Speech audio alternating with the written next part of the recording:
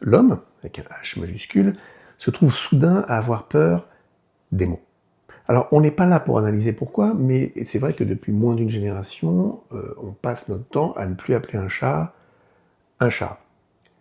Alors, c'est plus compliqué pour se comprendre, hein, c'est certain, mais c'est comme ça. Et puis au moins, vous me direz, on a réglé tous nos problèmes de chat. Et donc, les trois sigles dont nous allons parler sont relativement récents, certes, mais les concepts qui se cachent derrière sont, eux, au moins aussi anciens que la psychiatrie elle-même. Commençons par le HPI, ou haut potentiel intellectuel, qui n'est autre que le terme pour parler des surdoués.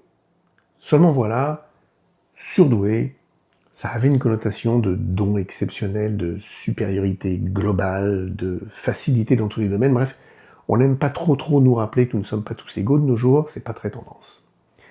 HPI, c'est plus neutre, c'est tellement plus neutre d'ailleurs qu'il n'y a que le P qui compte. En fait, quand t'es HPI, t'as juste du potentiel. Comme tout le monde, quoi. Du coup, je sais pas pourquoi on en a fait une catégorie à part entière. D'ailleurs, moi, petite anecdote, j'ai un collègue, il est HPT.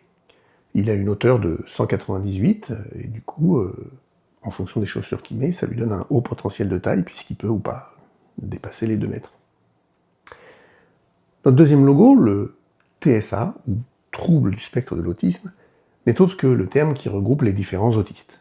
Alors pourquoi Asperger et autiste sont subitement pris une connotation négative, ça je sais pas. L'avantage de cette nomenclature, au moins, c'est qu'elle met en avant que l'autisme est un spectre. Et c'est vrai. D'un autre côté, vous me direz, c'est vrai de la totalité des troubles de l'humeur et des troubles de la personnalité. Alors, son désavantage, par contre, c'est que le spectre est devenu tellement large qu'il ne veut plus dire grand-chose. Entre les hypersensibles à la lumière qui se frottent le nez, les Asperger savants et autonomes, et les autistes profonds, incapables de communiquer et confinés dans des pièces capitonnées, à vivre, franchement, c'est pas le même TSA. Le dernier sur notre liste, le TDAH, ou trouble déficitaire de l'attention avec hyperactivité. N'est autre que le TDA. Bon, alors là, vous me direz, c'est pas ouf comme changement, hein, on est d'accord. Mais celui-ci est quand même génial, parce que on part d'un truc négatif, un déficit de l'attention, personne n'a envie d'avoir ça, on lui ajoute un composant positif, l'hyperactivité, et apparemment ça fait la moyenne.